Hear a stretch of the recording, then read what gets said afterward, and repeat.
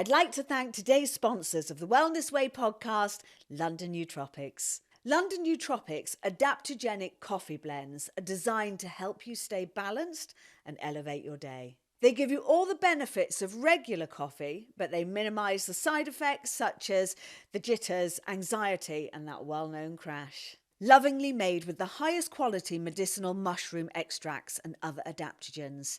Each blend is designed for a specific purpose. Flow for mental clarity and focus, Zen to alleviate stress and anxiety, and Mojo for that natural boost. You can read more about their blends and the adaptogens they contain on their website, londonnootropics.com. And if you'd like to learn more about their blends and their astonishing journey, why don't you go and check out our podcast episode together, where you can learn more about the boys from London Nootropics. And don't forget to use my exclusive discount, Philly20, for your 20% off. Cheers, London Nootropics. Enjoy the rest of the show. Welcome to The Wellness Way with me, Philly J. Lay. A layperson's guide to your natural health systems. Your very own NHS. Hello, lovely people, and welcome to another episode of The Wellness Way. And today I'm going to introduce you to a friend of mine, Rafe Nauen. Oh, for some reason, I've been saying Rafe's name wrong for the last 5 years, and he just pulled me on it. So we've had to do a number of different interviews here for me to get his name right. And I do apologise, Rafe. We were lucky enough to work together. When was it? 5 years ago, training as EFT matrix reimprint practitioners. Rafe is an author. He is a hypnotherapist. But most importantly to me, and something I want to talk to him about today, is family constellations. Now, I remember giving my sister a plaque to put on her door. I think it was for her, 18th birthday. It might have been that cruel, actually. And it said, very simply, God gave us our families. Thank God we can choose our friends. Oh, what a bitch of a sister I am. But we all take on this family trauma with us, and we take on the constellations of the energies. And I've never really understood why people think that we carry forward a family line of DNA, but we don't take their emotions with you. So without any further ado, I am going to introduce you to Rafe. Hi, Rafe. It's so lovely to have you on the show. Oh, lovely to be here. Thank you. Yeah, bless you. Tell us a little bit about yourself and how you got into this, because it's not something you go to the school careers officer and say, oh, I'm going to do family constellations for a living. So I know there's a story behind it. So share it with us, please. Yeah. I mean, it depends a bit where you are. If you were living in Germany or Switzerland or some of the German-speaking countries, you might well say, I want to be a family constellation facilitator, because it's much more common there. If you go to a psychotherapist in those countries, they will definitely have in their toolbox some family constellation work. Now, they'll either be doing it themselves within their framework of work, or they'll know a practitioner somewhere else.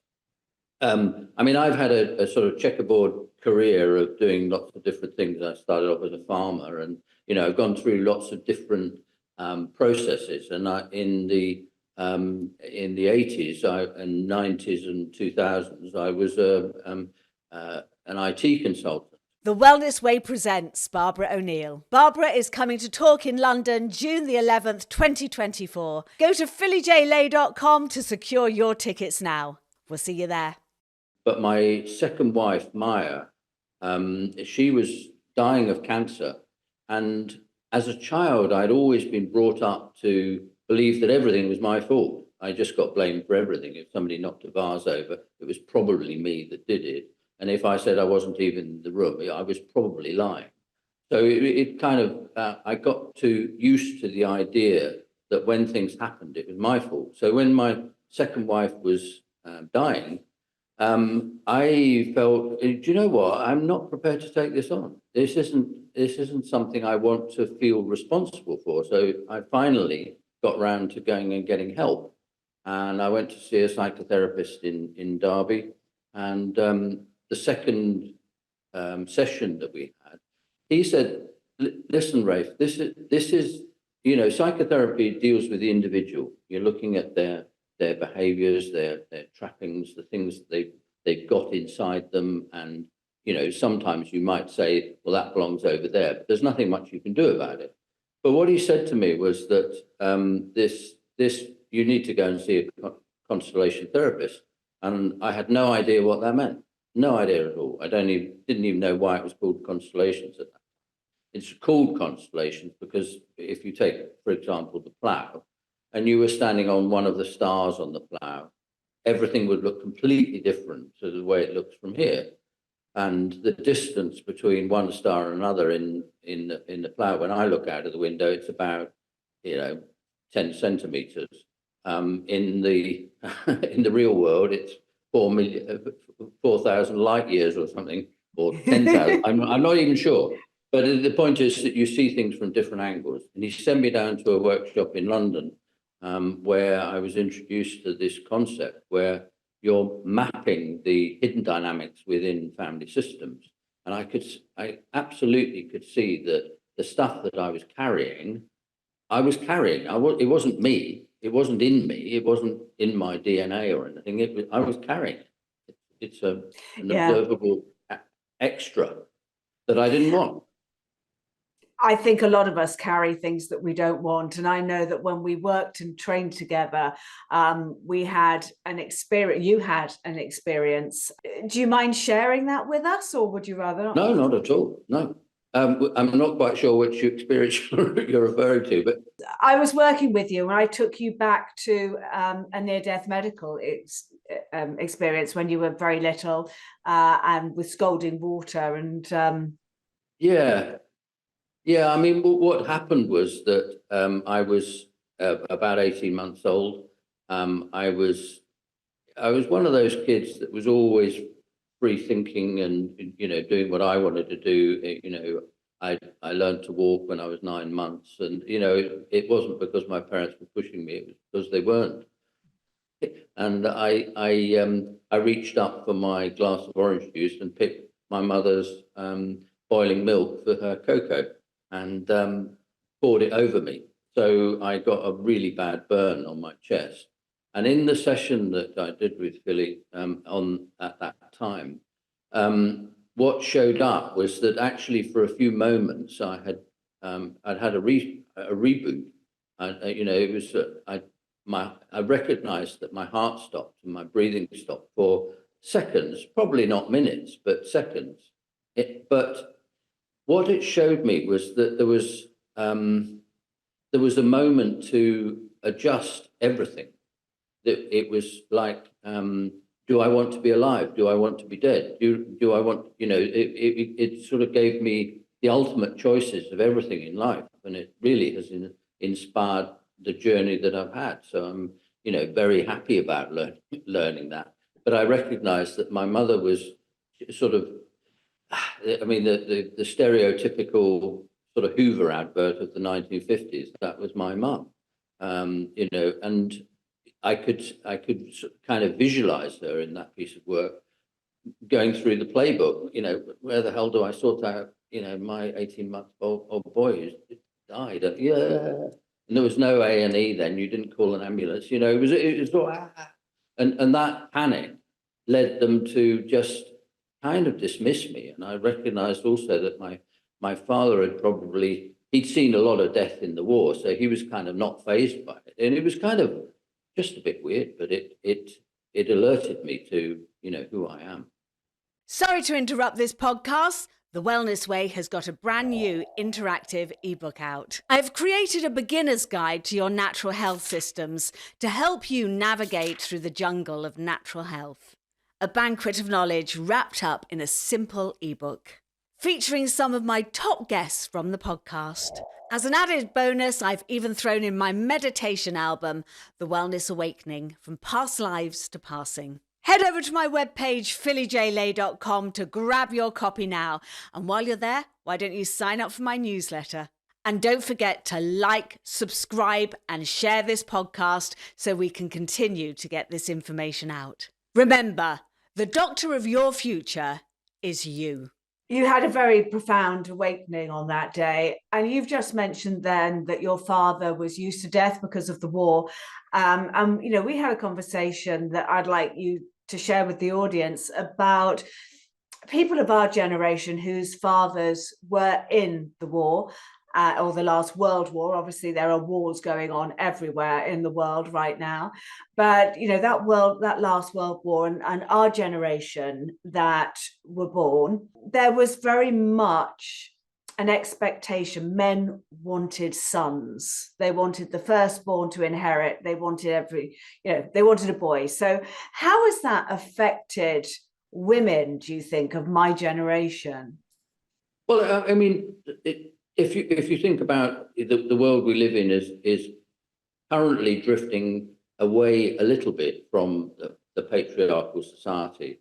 We've been patriarchal for probably 6,000 to 10,000 years, but that's all. We haven't been patriarchal forever. What happened was that there were intertribal wars and hunting accidents, and people would die in those, and the tribes realized that actually men were more expendable, and therefore they were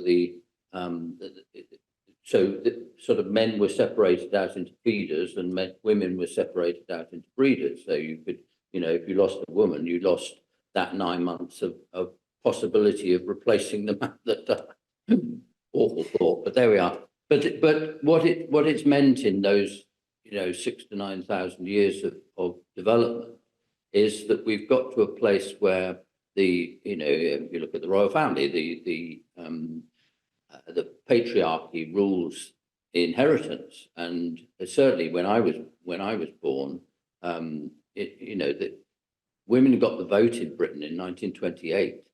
It's not that long ago. It's not even 100 years, and there are people alive today who remember when women didn't have the vote, and so the idea of the next baby along, and you've got to remember also that millions of people died in the war, and a great many of them were men, but there was also a sort of sociological fact of that. It's like my mother was she was a fire warden during the war, and she would have been a very brave woman, but all that was hidden when my father came. My father had been out in Burma and done all the things that he'd done, but my mother's story was never told in that situation, and that suppression would have revealed itself in men particularly coming out of the war, and women coming out of the war, wanting the next baby along to be a boy. And therefore, if there was a girl, there might be disappointment in that process. And what's been shown now with sort of embryonic research is that the development of embryos and babies is incredibly early.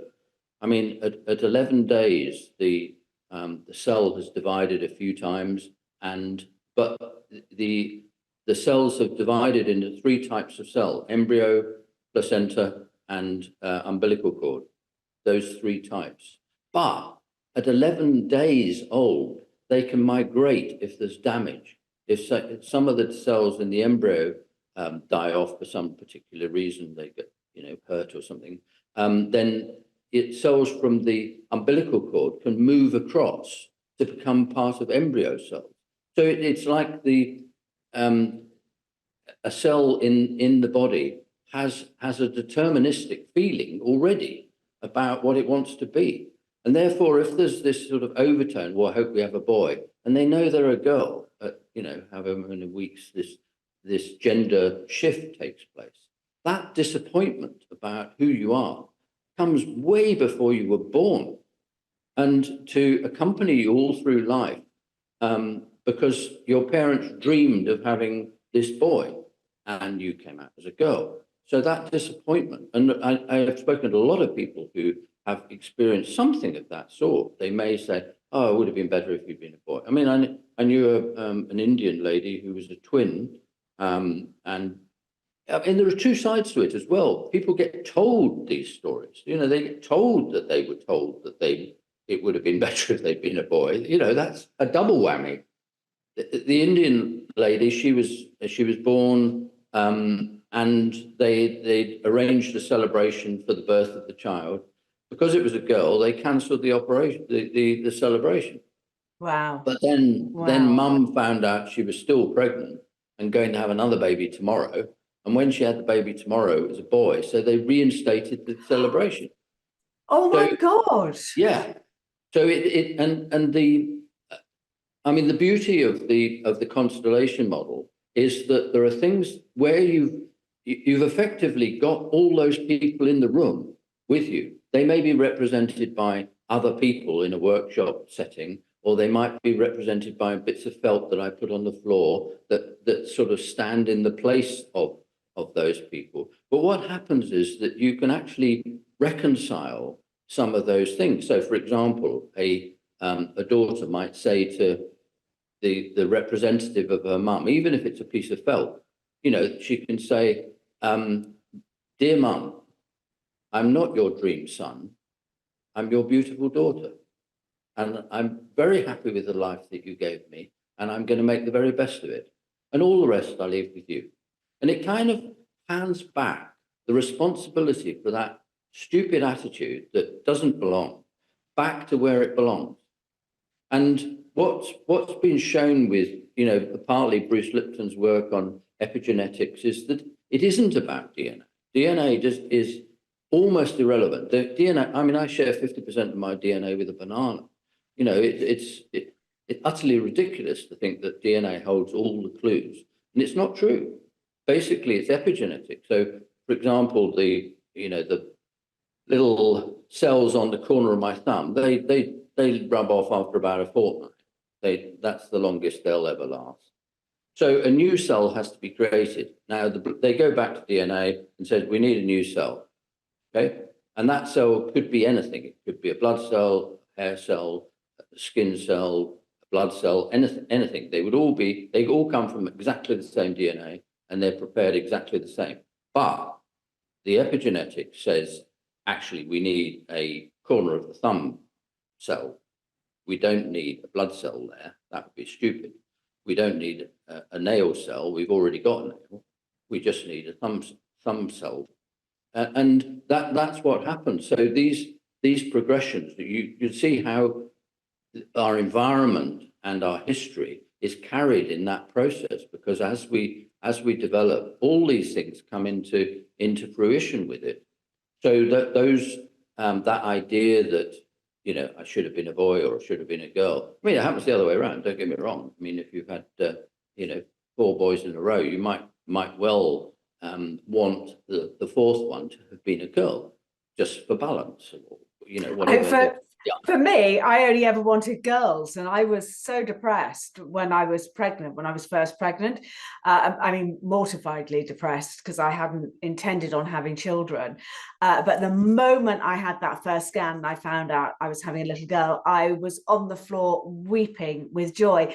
And I think this is partly because I'm the last of 6 children.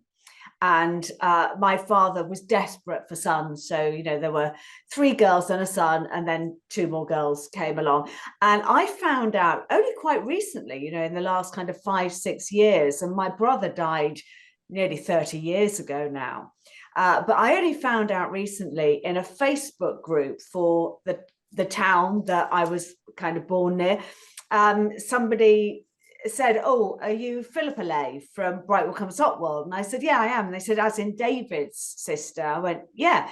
And she said, "I was with Dave the night you were born, and he had gone to the phone box and phoned your dad, who had said, 'Oh, a little girl.' And he put the phone down and just said, 'Oh my God, not another bloody girl.'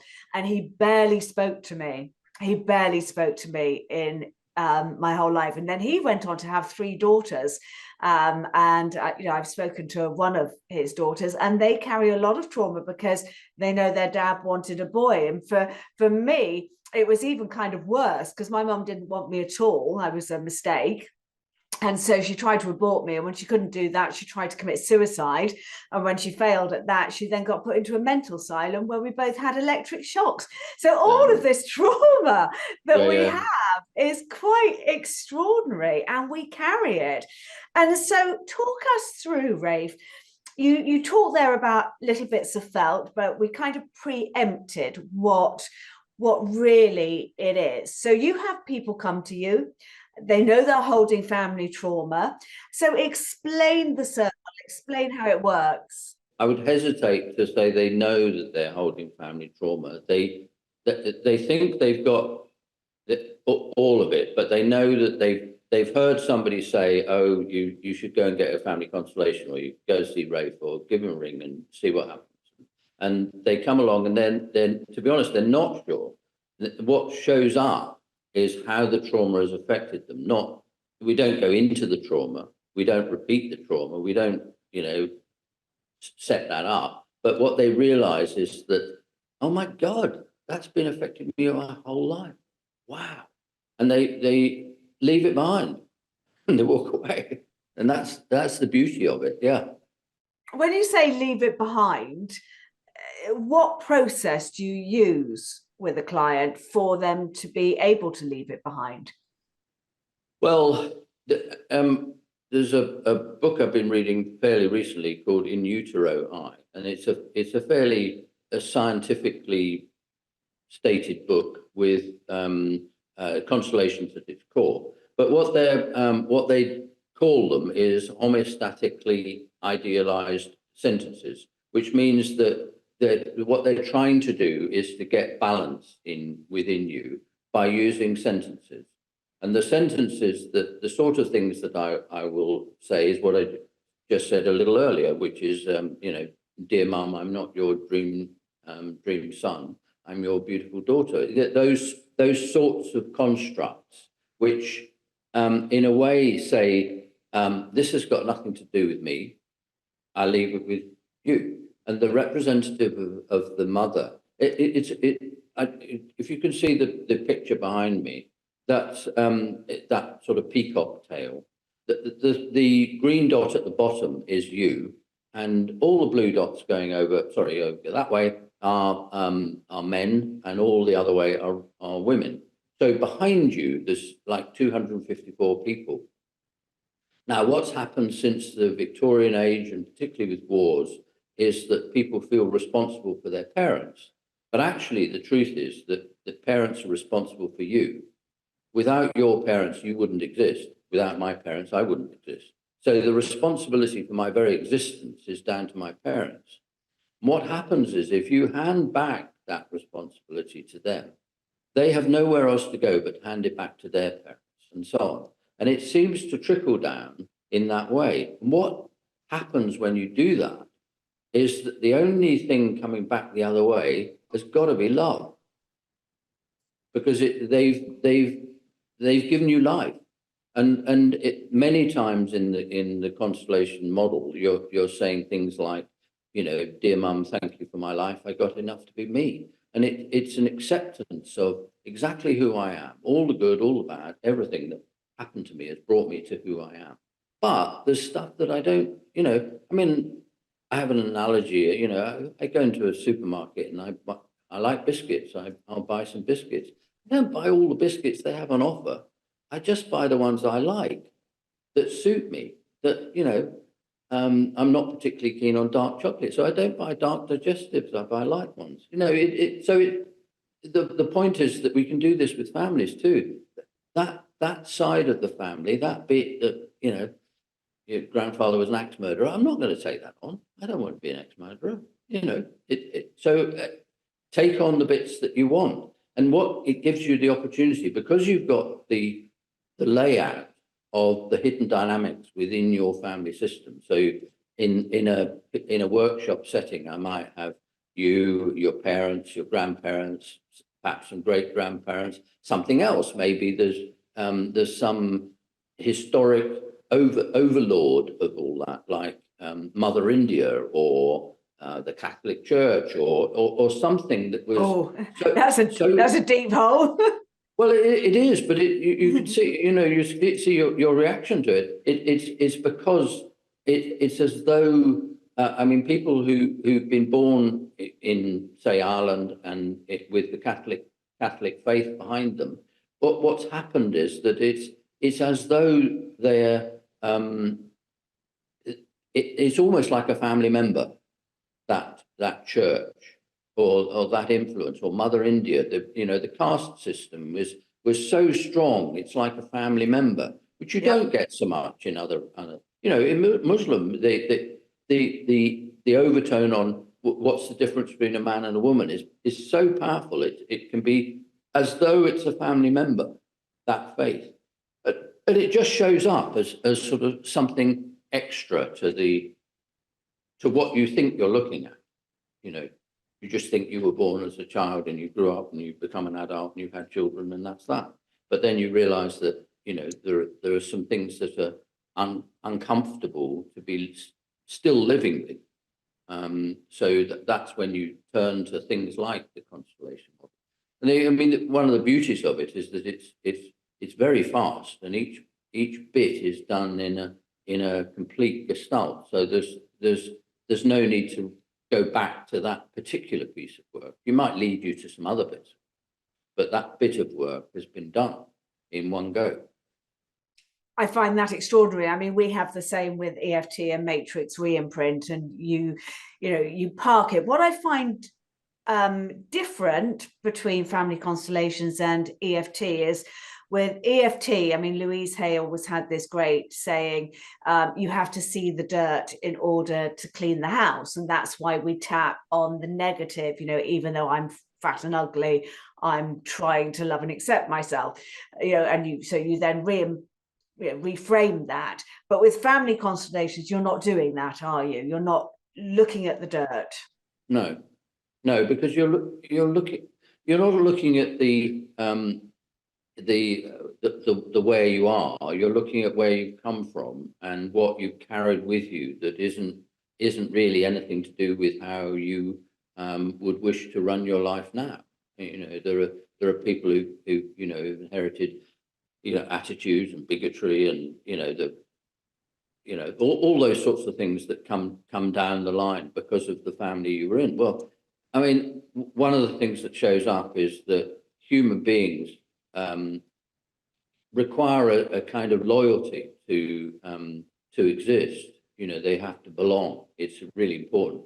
I mean, I often say this, that if you get a baby salmon, you get a salmon egg and you pop it in a jam jar and it grows into a baby salmon, and you put it in a tank and then you release it into the wild, it will try and find its birthplace.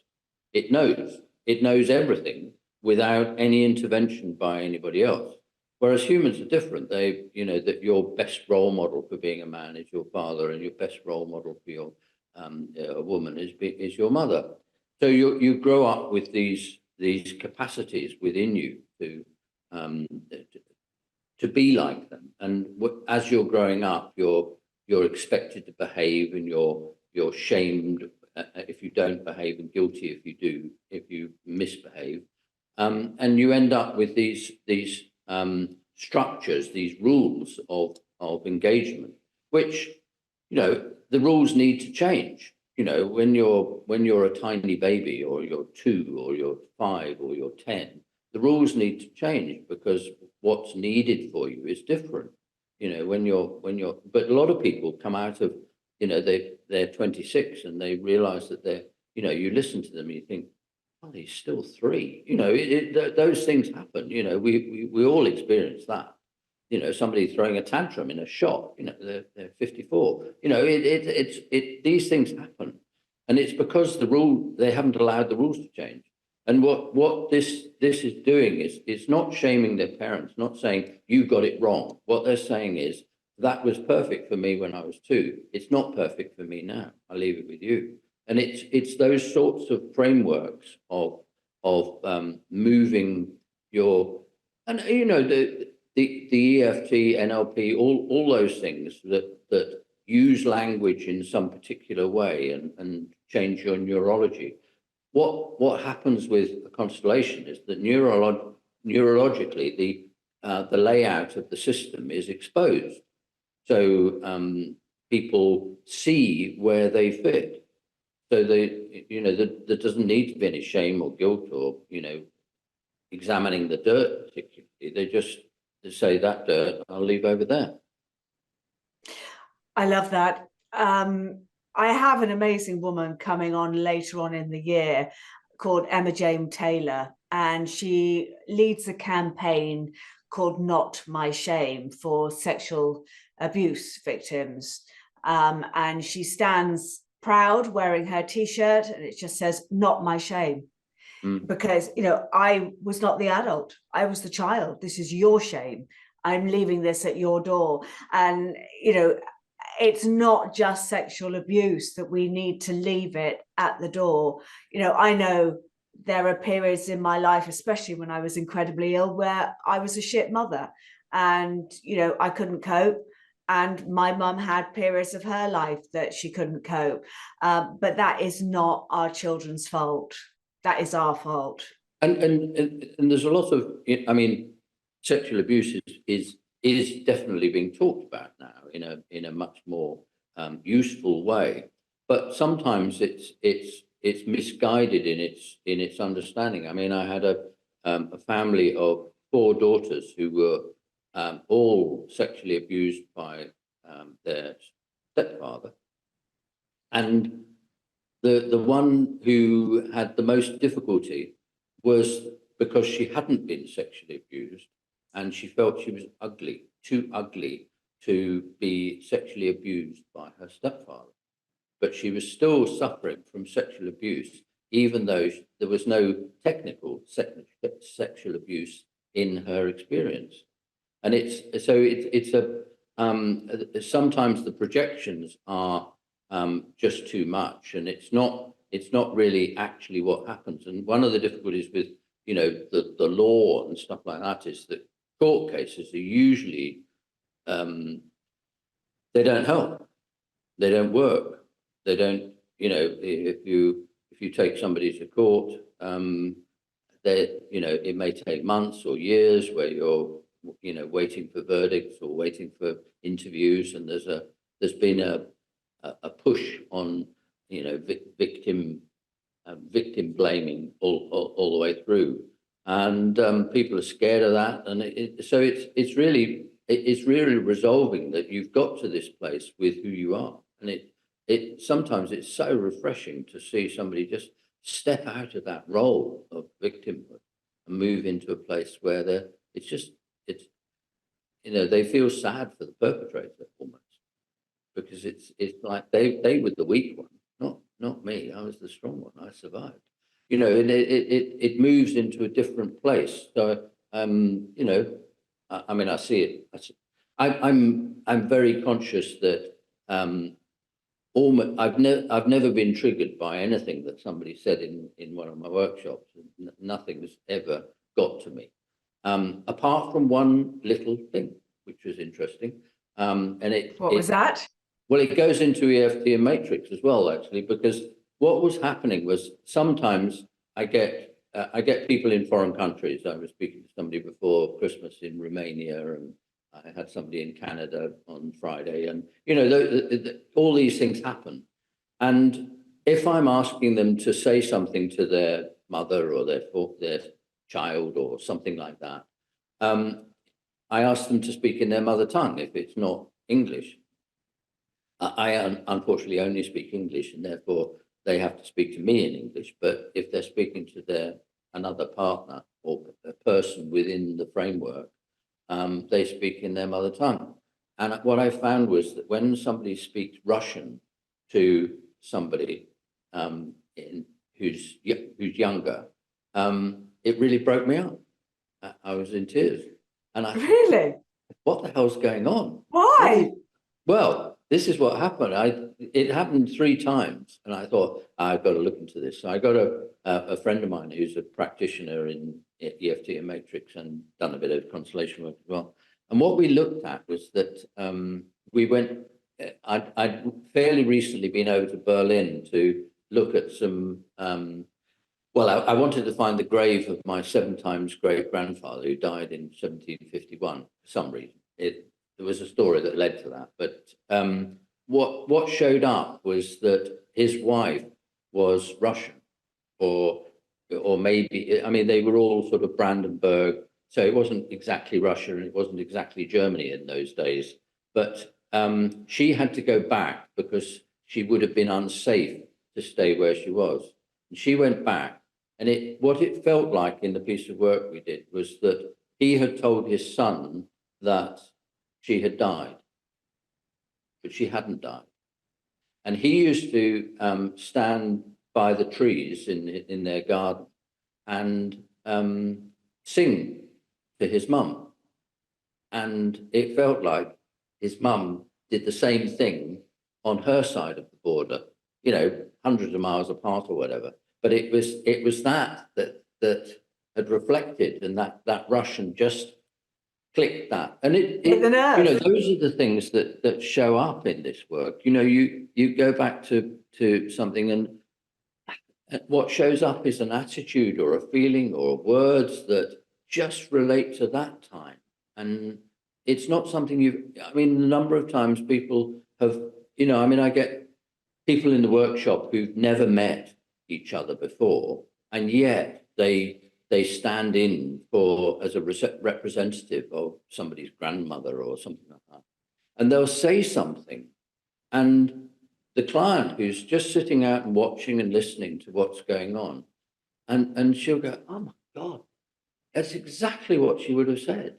And it's like it's not role playing, there's no script, they're just, it's like you've offered a space to stand into that person's, I don't know what you call it, their field of energy. Spirit, you know, but yes, it is very much an energy. You're working in the field, aren't you, really? That's right. Yes. You're out in the field. For anybody that hasn't seen any of my podcasts on the field, Rafe, fill us in what the field is. Well, in a workshop, you've got me, there's somebody who's a client, and then you've got a kind of a circle of chairs where people are sitting because it's convenient because they can listen and see and hear and stuff. But the space inside that circle is like a field of energy of the person who's doing the piece of work. And, you know, one of the most important things that I say to people is that the expert in the room is the client, not me. I'm not the expert in the room. They're the expert in their life. They know all the stuff. They may not know they know the stuff, but they know it. And what happens is that they'll sit there and tell some facts about their early life, probably. It's most likely that's the way it'll go. And then some names will come up, you know, my mom, my dad, my uncle Bert, you know, whatever it is. And I'll ask them to choose people to represent them. And they go and ask somebody to represent my mum. So that person can say, no, I don't want to do that, that's fine. Or they'll say yes, in which case they stand up and the client or issue holder puts their hands on their shoulders and moves them to a place in that circle that feels right. Now, it's an odd feeling because they've probably never done anything quite like that before, but they all find something. And sometimes when they find it difficult to find somewhere, it's often them that finds it difficult. I don't know where I belong is their theme. And it's a theme they've been running all their life. I don't know where I belong. And therefore they get somebody to represent themselves and don't know quite where to put them. So at the end of that process, you've got 3 or 4 people standing up in this field, and the client sits down and watches and listens to what's going on. Now, when those 4 people are standing up, there are some things that you can observe immediately. For example, it's quite common for the representative of the client to not be seen by anybody. They're all looking in different directions, and the person in the middle isn't seen. And as soon as you say, Frida isn't being seen, the client sitting there goes, oh God, that's exactly how it was. It's always been. I've never been seen. I'm not seen now. And they recognize in that moment what they've done is allow the energy that they have for the people in their system to show up. They've allowed the energy to show up. And what happens is you get somebody to stand in that energy and they feel it.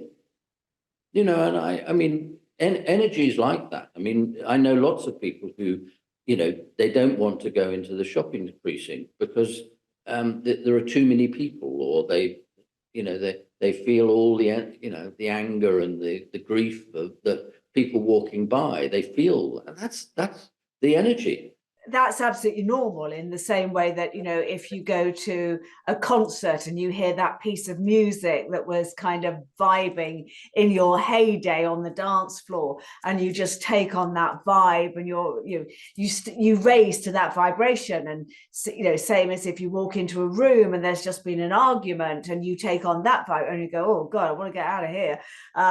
So everything is energy, and the more that we accept that, the more we can change what the energy has done to us. I want to move on to another technique you do now. And you once said to me that people come along to you for hypnotherapy, but that's not what they get. So talk a little bit about hypnotherapy and what they do get. Yeah, well, what hypnotherapy is to, we all have a conscious and a subconscious going on all the time. And most people will have experienced something like you're sitting in front of the television and, your wife comes in or your husband comes in and says, what the hell are you watching? And you go, whoa, no idea. And how long have you been? 40 minutes. My God, and you've been out of it for 40 minutes. And everybody regards that as sort of semi-normal. That's they've been in their subconscious, and their conscious mind has been somewhere else. So it's those two things. Now, what happens with the most common request for hypnotherapy is about smoking, and the smoking thing is probably goes back a long time, and they want to stop, but is it the whole of them? Is it their subconscious? Is it their conscious? Is it they've been told to stop by their doctor or their wife or the partner or whatever? And it's unpicking that. So if they're genuinely, I want to stop smoking, I really have a need to stop smoking, then their subconscious and their conscious are probably in a bit of an argument.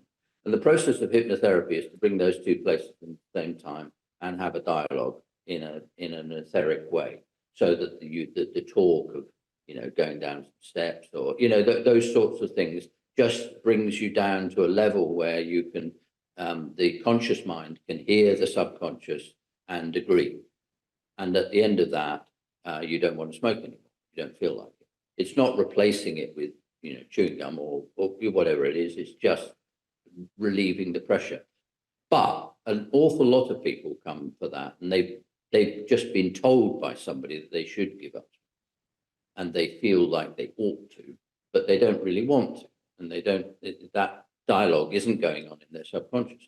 So when somebody in that frame comes to me and they want hypnotherapy to give up smoking, for example, what I may point them to is that it may be that they, for example, children who in my day, there was a thing of being seen and not heard, and those sorts of things are preferably not seen either. And in that frame, they may have realised that a smoke screen is a very good idea, and that, for example, if you're an adult and you're smoking, then the person you're sitting opposite may want to be a little bit further back in order to really, so they don't. So creating a boundary between you and them becomes important. Now, tapping into that, either with EFT or matrix or constellations, may show up what's going on and why they needed to smoke in the first place. Now that has a different outcome in that they probably carry on smoking for a few days, but then they realize they just didn't yesterday. That's strange. I didn't fancy a cigarette. I didn't need one. Okay, fine. I'll live with that. I had hypnotherapy to give up smoking when my girls were little. Yeah. And I trained as a classical dancer.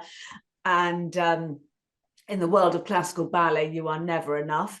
And so, I was considered hugely fat, and I was a stone lighter than I am now. And so I think just about everybody at ballet school smoked. And it was a terrible, a habit that I took with me through my life. And I was just about to say terrible habit, because somebody said to me recently, oh, how could you do such a terrible habit? And I'm going, I don't tell my body anything's terrible that I do. I tell my body to suck it up, and it's absolutely brilliant and it can cope. But I had hypnotherapy, and I came out, and I did it because we were going to America for my husband to work, and we were going for a month, and you couldn't smoke in America. And I thought, okay, I've got to have some help. I'm going for hypnotherapy. And it was such an amazing feeling. And I came out of the room and I was just phoning everybody. I think I ran into the street screaming, I'm a non-smoker for life. I'm a non-smoker for life. And I was so excited that I was a non-smoker for life. And I felt amazing. And then the second week we're in America, we're at a friend of mine's wedding. So we'd arranged the trip around work and this wedding. And we get there, and it's in a private place that they've hired, and everybody's smoking. And I'm just like, oh, fuck it, I'll have a cigarette. And I was so angry with myself because I felt so ecstatic and so comfortable. But the minute I was around everybody else that was smoking, it went. How can that happen? Well, I mean, your ecstasy wasn't about smoking or not smoking. You probably felt a bit of both. I mean, the thing is about loyalty, that you wanted to fit in, and fitting in is the primary reason why a lot of people become alcoholics. It's a fitting in with the crowd, joining in, and not being seen to be separate. Well, we're living in a better time now, in that people are allowed to be a bit more individualistic, and those things have changed a bit. But the ecstasy originally was that you can see that what you were describing about smoking, there was a conflict between the subconscious and the conscious mind. So getting into hypnotherapy would have revealed that to each of them. And then they make a decision. You're either going to be a smoker and enjoy it, or you're going to stop smoking and enjoy it. And the dopamine factor and oxytocin and all the rest of it, they will applaud your action, whatever it is. It doesn't. They don't care whether you're smoking or not smoking. They just want you to be happy, and in those hormones just bring it on. So in that frame, the subconscious is saying, actually, I agree, we shouldn't smoke, and the conscious mind says, okay, we'll stop smoking then. And you come out of that ecstatic because all those hormones are whistling around, the neurotransmitters are getting going and saying woohoo. But then you get into a place where that's suddenly not right, in that it's not producing that euphoria of being a non-smoker, because in that framework of a party where everybody's smoking is it could be even seen to be dangerous, depending on how your early life went. It could be not being part of the crowd might be dangerous. It might be against your future intentions. So in that frame, you would smoke. You might have thought I used to smoke. I can have one cigarette. If I go to somebody's wedding, I will have one cigar, and it doesn't mean I go back into it. That's fine. I can do that. But that's unusual, because most people, if you have that one cigarette, then you go back into smoking. I did an interview recently with the beautiful Paula Carnell, and we were talking about nicotine and it being addictive. And then we found out after we filmed the podcast that nicotine actually isn't addictive as a plant, which neither of us knew when we filmed it. So, it's that feeling of relaxation and joy that is addictive, but because cigarettes have a lot of other completely toxic chemicals in, and nicotine, if you look at it in kind of Native American times, it was considered one of the most powerful plants in their ceremonies, and they had api, and I've experienced api, and it is an extraordinary experience, and why Sir Walter Raleigh must have been, over in the good old year of A and kind of going, oh my God, there's this amazing plant called tobacco, and brought it over to the back to the Queen of England. Yeah, it's a tricky one. I did ask a hypnotherapist after I started vaping very, very heavily after my spinal fusion, and I spent, as I think everybody here knows now, 2 years of my life in bed addicted to opioids and alcohol. Couldn't get out, so my ex-husband bought me a vape, and I became hugely addicted to that. And I phoned a hypnotherapist and asked if we could have a session so I could stop this. And she said to me, do you want to? Do you want to? Simple question. And I went, I don't know. I know I should. She said, you've got to want to. Would you agree with that? Yeah, absolutely. Yeah, and I mean, I've been starting to write a book about dopamine addiction and social media and Fortnite and all those sorts of things with kids, because the way some of these neurotransmitters work is that the hit comes at an unusual moment. For example, if you're a gambler, the dopamine hit is just before you find out whether you've won, not after you've won. So winning isn't the hit. The hit is thinking you might win. And therefore, when you've won, you've just got more money to spend on that hit. So you spend more on getting that hit, but the hit comes before the roulette wheel has stopped. And it's the same with things like smoking or opiates or anything like that. Examining where the hit comes from, the anticipation of the high is more potent than the high, and the low that comes doesn't deter you from going towards the high. And it's those things that are the difficulty with those aspects. And it's the same with the kids' addiction to social media is the same sort of thing, in that the anticipation that they're going to get, somebody's going to get likes on their Facebook page or whatever it is, the anticipation of that is more important than the actual likes they've got. And when they've got likes, if they've got 100, they want 1,000. If they've got 1,000, they want 10,000. And it's just that, because it's the next bit that gives them the next hit. Yeah. So, and the hit is I mean, the dopamine is just a brain chemical produced in order to make you feel good, and that's where it's at. There are 4 distinct hormones or in those neurotransmitters that affect how we behave, and the addiction is about them. So it's irrelevant whether nicotine's addictive. It's the dopamine that you get from the idea of having a cigarette that is actually the addictive part of it.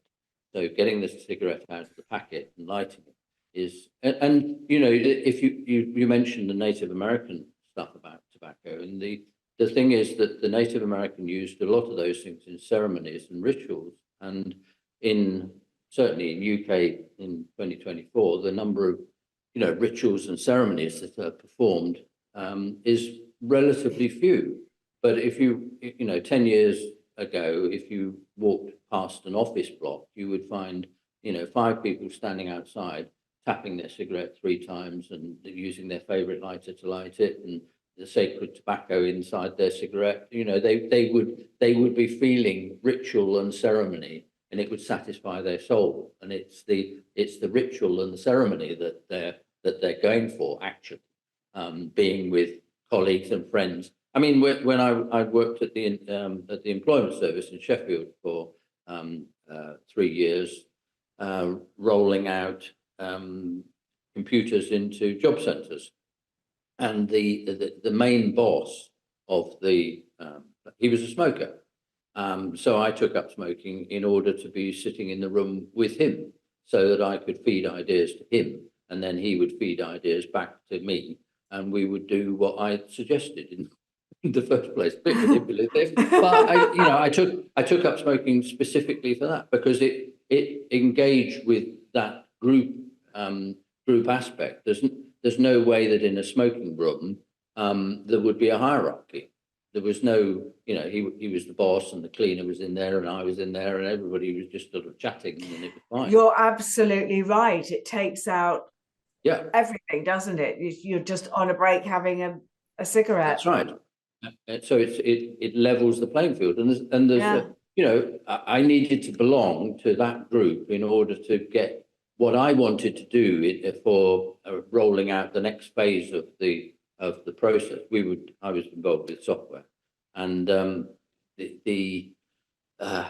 mean, Tony Blair was inventing New Deal for this, New Deal for that, and New Deal for the other all the time, and they were sort of posting on TV what we were doing and all that sort of thing, because he was very proud of it, and we were having to sort of catch up all the time. So that they needed some brand new ideas, but because being the boss of the IT establishment, he was a bit reluctant. So in other words, if I'd gone to his office, knocked on the door, sat on the other side of his desk, and posed those ideas, he would have said, "Well, I'm not sure it's going to work," and all that sort of stuff. Whereas in the smoking room, I could say, "You know what we ought to do, and we ought to sack the government and do this and do that, and do that." Those are the things you can say in that football crowd type of awareness. Never has there been a more important time in history to sack our government. I say them right now. Yes, yeah, we need to get into the smoking room with Rishi Sunak. Yeah, we won't go there. We won't go. That's another podcast. Well, we spoke earlier, we're coming towards the end of the podcast. We spoke earlier about emotional freedom technique, EFT, but there's something else that you do with you train in and coach, and that's what's it called? Financial freedom technique. Yeah, well, just tell us what that's about. Yeah, we've struggled a little bit with the name of it, but what happened was during about 10 years ago, I ran some money mindset workshops, which were pretty successful. But there was I was partnered with somebody who was doing the counselling or the NLP part of it. And then during COVID, there was a trauma workshop online webinar. And there was a woman that I met on that who lives in Derbyshire too. So I posted on the chat that let's meet for a coffee and have a chat. And we met online while COVID was going on. And I said I used to do these money mindset workshops, and she said, "Oh, I've always thought about doing something like that." And what the thing is with the work that I do on sort of ancestral work with the constellations, you realise that some of the ways we think about money belong in the past. My parents used to say, if you look after the pennies, the pounds will look after themselves. It's not true. If you look after a gladioli, you don't get a palm tree, you get a gladiola. So, I'm sorry, but if you look after pennies, you have pennies. It's tough, but that's the way it is. And you're so right. You are so right. I love that, because my mum and dad used to say that as well. Yeah, I mean, it's common after the war. I mean, difficult times, rationing, all that sort of stuff. You can get where they came from, but it's not where I came from. Actually, when I was growing up, we had plenty. We were all right. We were in a middle class family that was doing all right. My father worked hard, and you know, all that sort of thing went on. But what Jenny and I realised was that there's a scope for moving people out of that mindset into a different mindset about their money mindset. In other words, they don't have to be poor forever. They don't have to be good enough forever. They can be exceptional. They can be something or other. So what we devised was this workshop model of using the constellation and sometimes a little bit of matrix in order to fathom out what was going on when they were a child in terms of money and how it looked and how it felt and what they've managed as a sort of strategy for living and being honourable to that that was laid down by their parents. How, you know, what did they do in order to do that? And then for some other work, usually NLP or sometimes matrix, in order to move them from that place into, you know, reframe some of the words that they have and to change that. We've had some phenomenal feedback. You know, people who've been stuck and feeling that they'll never get anything, and that 2 weeks after they've done the workshop, they've, you know, got a huge order because their mindset shifted and allowed that possibility to be available. I think one of the reasons I've been, and I do consider myself to have been successful financially in my life. Obviously, at the moment, all I can do is keep remortgaging my house because I've started all of this, but I have a really beautiful house because I was successful. And I think it came back from a belief that I took when I was little. My parents were very poor. You know, we only had tomato sandwiches because my dad didn't grow cheese. We lived in kind of a very small cult wooden bungalow that was bloody freezing. There was no heating. You only allowed the bar fire on if there was ice on the inside of your window. And if my mum wanted to go and have a haircut, or she didn't buy clothes because she made her own, she made all of ours, but, you know, and she did her own hair and permed it and everything. But I remember they were going to a wedding and she went and asked my dad if he could possibly afford for her to have a haircut. And he's going, no, Monica, I can't, you know, sorry, we haven't got the money. She's going, really, I just don't want to cut my own hair to go to a wedding, and please. And I just, at that moment in time, just thought, I will never, ever ask a man for money. I will never be reliant on whether a man tells me that I can have a haircut. And I went from a very young age with a very determined mind that I would make my own money. And I got a divorce, so I gave most of my money away, but I'll make it again. I'm absolutely set that I would never ever ask. And, you know, that is a mindset, and we all have that, and we can Absolutely. all shift it. Yeah. And it seemed to be one of the there's been a difficulty in selling the concept and how you package that, because there's an awful lot of people who they don't believe that anything can happen in one go, for a start, and they don't believe that they've got a problem. You know, they're just poor. And that's life. That's how I was, you know. That's right. And there's a lot of excuses of that, you know. Well, you know, what do you expect with all the, you know, the fuel going up and these multi-millionaires getting tons of money for it, and you know, you hear all those reactions, which are just excuses for not dealing with your stuff.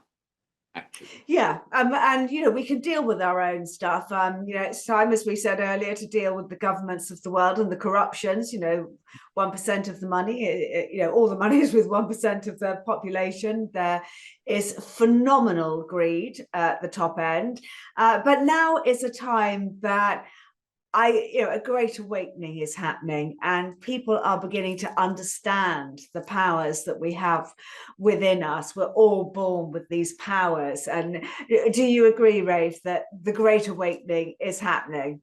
Oh, absolutely. Yeah, and I totally agree that we all have the power to shift, and you know, my bit of the journey is just to help people see what they're carrying and where it belongs. And where it belongs. Yeah, that's the important bit, where it belongs. Well, this has been just a fascinating conversation, Rafe. I've absolutely loved it. And before we go, please tell the audience where they can find you and, more importantly, your books. I know you've been updating a book this year over the last year, so fill us in where they can find you, all your work. Okay. Well, I have a sort of hub website called just Rafe, RAFE website, and you can find all the links in there. In the past year, I've updated a couple of my books. There's an original book that I wrote about family constellations. It's just called Family Constellations. And then I wrote a book.